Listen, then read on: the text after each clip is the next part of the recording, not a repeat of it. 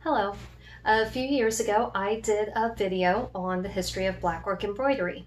However, in that video, I mainly focused on embroidery in England. For today's video, I'm actually going to explore the history of Blackwork embroidery, not only throughout Europe, but also other places. Now, first, when you think of a Blackwork embroidery, what do you think about? Do you think of English patterns? Or do you think of Italian patterns? Or do you think of German patterns? Now, the patterns I just showed you are all from the 15th and 16th centuries. But would you be surprised if I told you that Blackwork actually came from Egypt from the 13th and 14th centuries, possibly even earlier than that? Doesn't that blow your mind? That an embroidery that started out in Egypt made its way through the trade route up through Italy, up through Spain, and in through Europe, and became a popular thing, especially in England where there was this lace tax. Anyone could do embroidery and have their embroidery resemble lace. So Egypt helped inspire embroidery in Europe. Let me show you. Now, if you look on any museum website and look up Mamluk embroidery, you will find examples from Egypt, mainly from 1250 to 1516.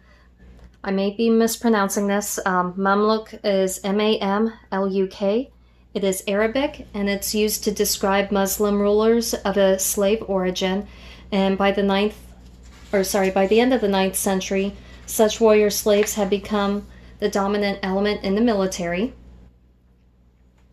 The Mamluks were part of the Muslim states, and both the Moors and the Mamluks were both Muslim, and they both originated from northern Africa.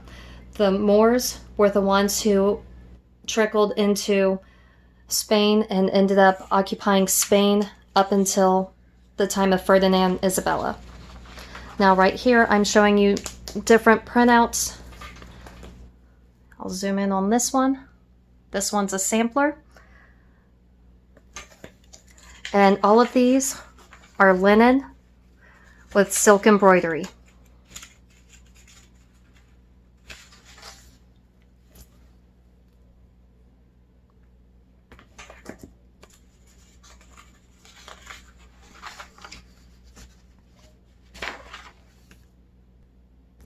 Now, both the Moors and the Mamluks were both part of the Umayyad. I may be pronouncing that. It's Umayyad Caliphate, which ruled over northern Africa and later the Iberian Peninsula. And this was from 661 to 750. And that's after Christ. Now, if you don't know the Iberian Peninsula, where the Moors went, that is the name of the land that includes both Spain and Portugal. And even after the Moors were evicted from Spain, many of their geometric designs have been left behind.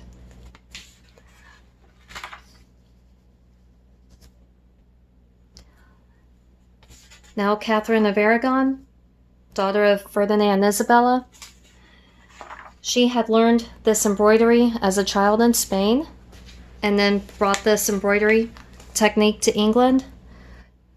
Although it was already known in England, she helped make it more popular in England.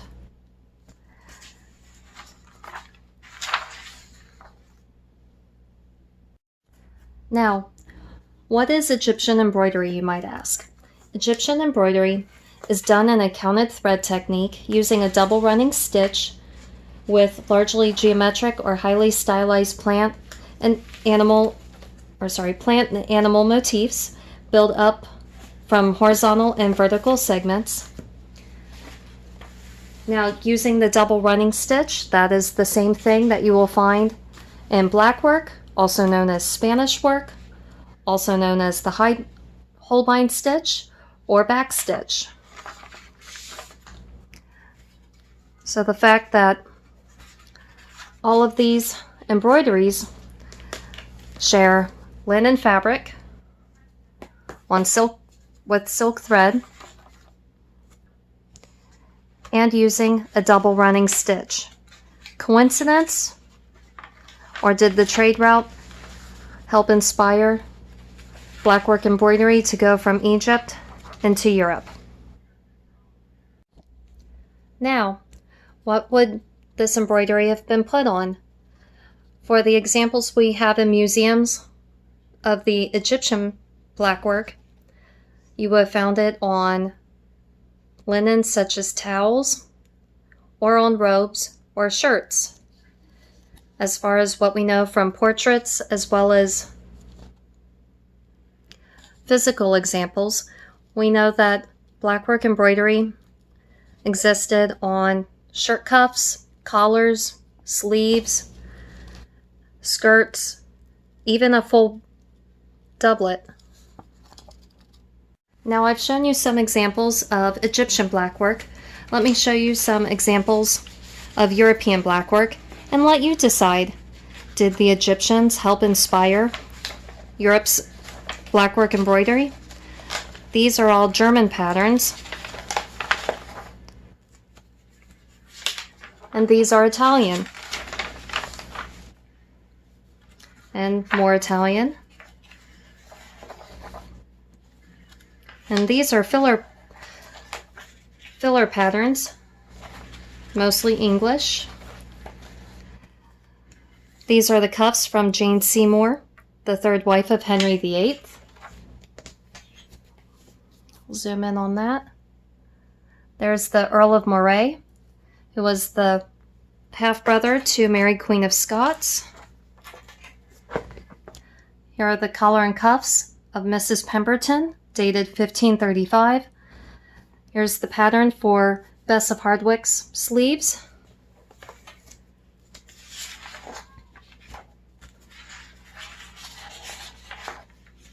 This is an Italian portrait.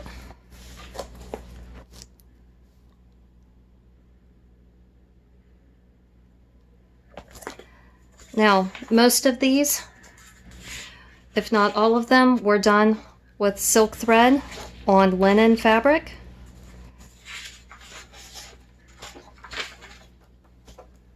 Here's a close-up. And that picture is actually from Sir Thomas More and his family from that portrait. Here's more of another view. It was this neckline right here that had the blackwork embroidery.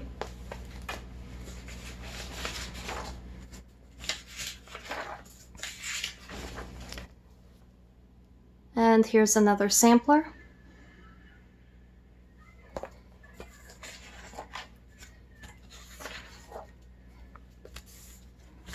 Henry VIII. This portrait's believed to be Catherine Howard, the fifth wife of Henry VIII. If you look, she's got blackwork embroidery on the cuffs of her sleeves there. Another sampler.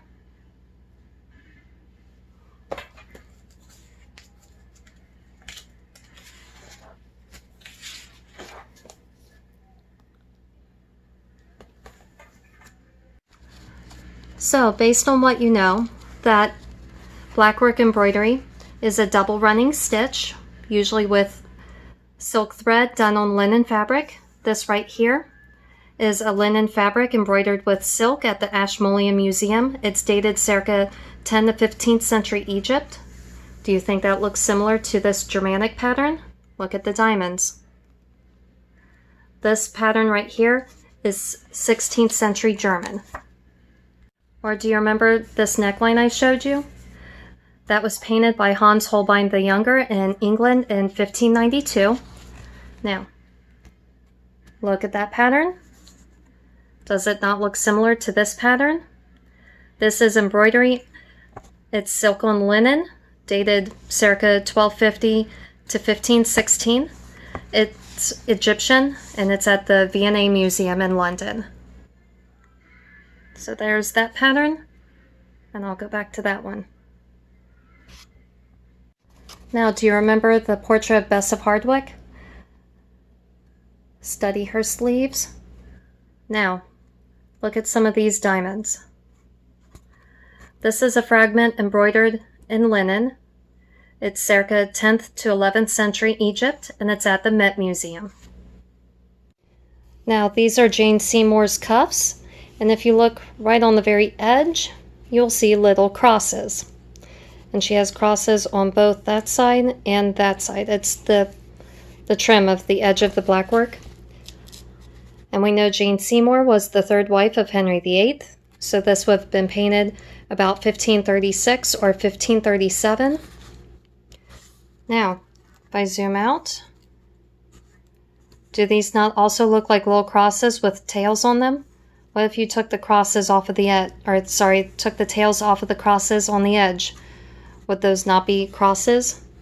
The same as what Jane Seymour has? Now, this fragment has silk thread on the linen. It's Egyptian.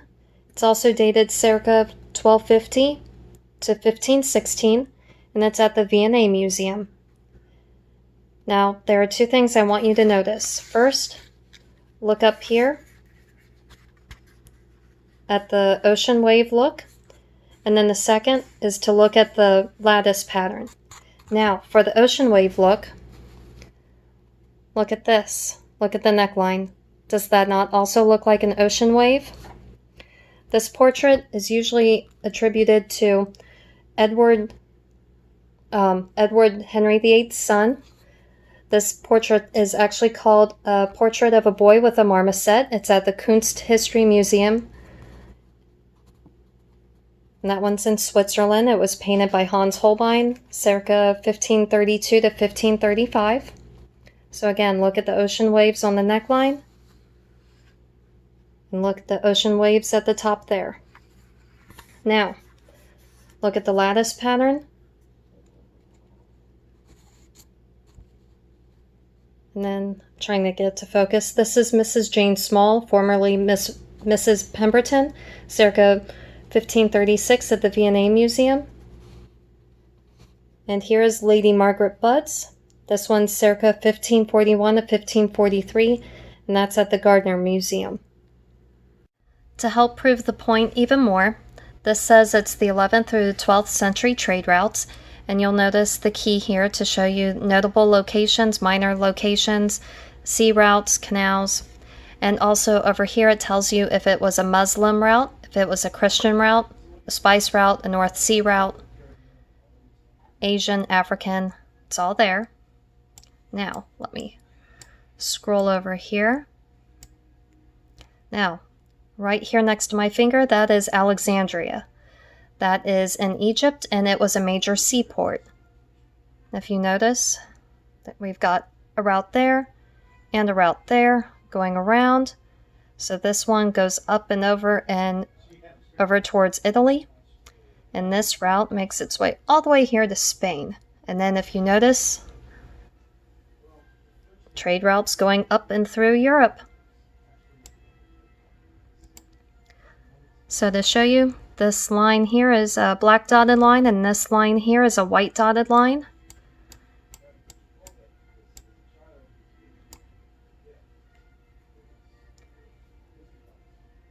So, I'm sorry, I guess it's more blue than black, but that's the Muslim, and then the white is Christian. And then here, the large red tells you it was a notable location, and then a small dot is a minor location.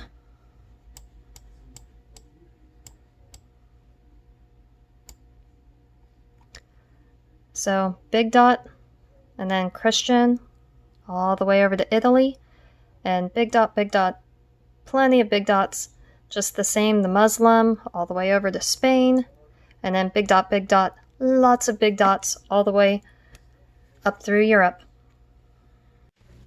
And so now, I'll leave it up to you to decide, did the Egyptians from the 12th, 13th, 14th centuries help influence Europe's love for blackwork embroidery of the 15th and 16th centuries?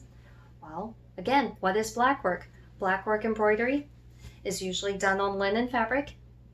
At least in Europe, it could have been done on other fabrics such as wool, but linen was the most popular. What was it done with? It was usually done with silk thread. Other threads may have been used, but silk thread was the most popular. So embroidery done on linen fabric with silk thread, and it's a double running stitch, which means the embroidery goes in, out, in, out, in, out, go to the end of the fabric, and then go back, in, out, in, out, in, out, and fill up your line, so that way the pattern looks almost reversible on both sides. So to recap, linen fabric, silk thread, a double running stitch. This is the exact same thing that we see with both the Egyptian embroideries from 1215 to almost 1500. And then it's the exact same thing that we see of examples, both physical and in portraits, of the 15th, 16th, and even into the 17th centuries in Europe. So, what do you think? Did the Egyptians help inspire embroidery in Europe? Post your comments below. If you have any questions, please feel free to ask and subscribe.